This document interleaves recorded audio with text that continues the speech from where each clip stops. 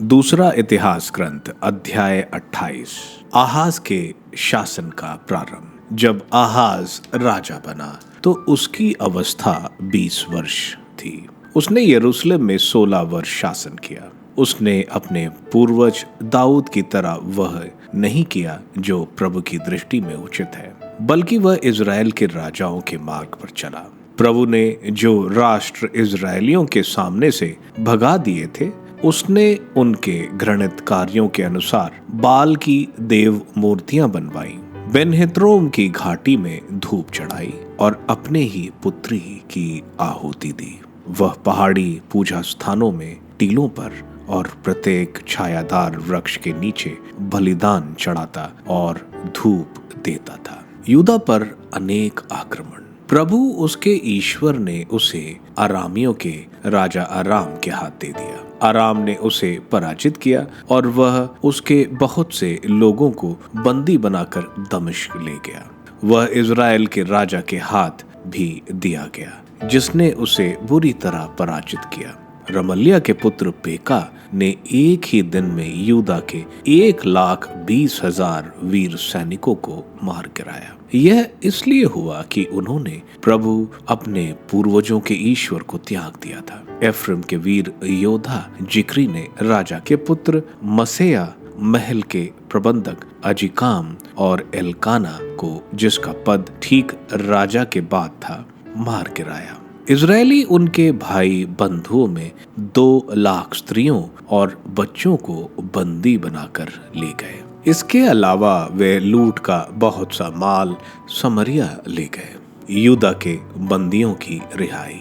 वहां ओदेद नामक प्रभु का एक नबी था। वह उस सेना से मिलने गया जो समरिया लौट रही थी और उससे बोला, प्रभु तुम्हारे पूर्वजों का ईश्वर यूदा पर क्रुद्ध था, इसलिए उसने उन्हें तुम्हारे हाथ दे दिया। तुम लोगों ने उनकी हत्या इतनी क्रूरता से की कि उनकी आह स्वर्ग तक पहुंच गई। और अब तुम यूदा और यरूशलेम की यह संतान अपने दास दासियों बनाने की सोच रहे हो। क्या तुम समझते हो कि तुम प्रभु अपने ईश्वर के सामने निर्दोष हो? मेरी बात मानो और उन बंदियों को वापस कर दो जिन्हें तुमने अपने भाई बंधुओं में से बंदी बना लिया है, नहीं तो प्रभु का क्रोध तुम पर भड़क उठेगा।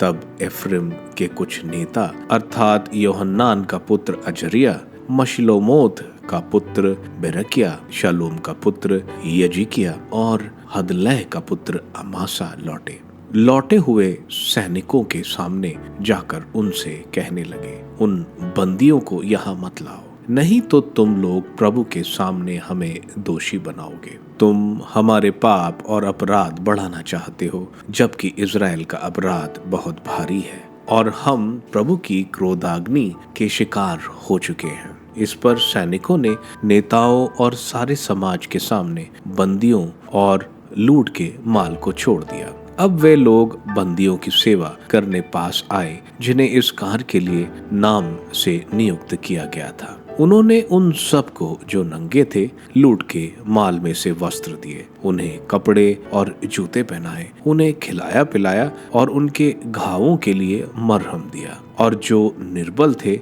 उन्हें गधे पर खजूर नगर यरीको तक उनके भाई बंधुओं के पास पहुंचा दिया। इसके बाद वे स्वयं समारिया लौट गए। आहाज द्वारा असूर के राजा से सहायता की मांग। उस समय राजा आहाज ने असूर के राजा के यहाँ सहायता मांगने के लिए दूत भेजे। एदोमियों ने यूदा पर फिर आक्रमण किया, उसे पराजित कर दिया और वे बंदियों को ले गए।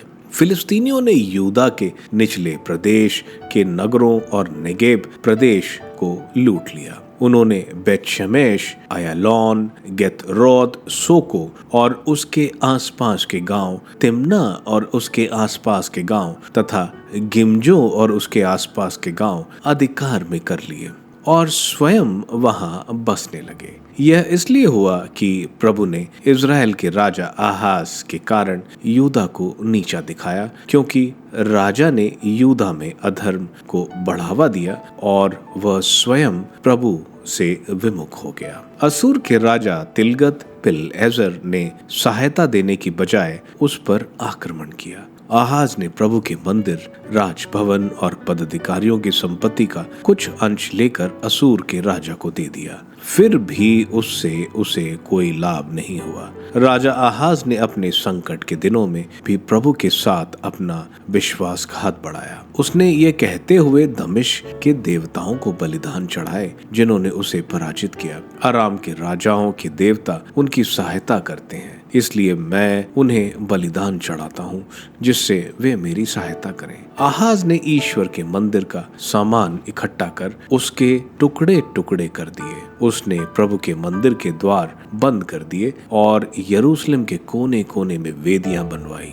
उसने यूदा के प्रत्येक नगर में पहाड़ी पूजा स्थान स्थापित किए, जिससे वहां पराये देवताओं को धूप चढ़ाई गई। इस प्रकार उसने प्रभु अपने पूर्वजों के ईश्वर को क्रोध भड़काया।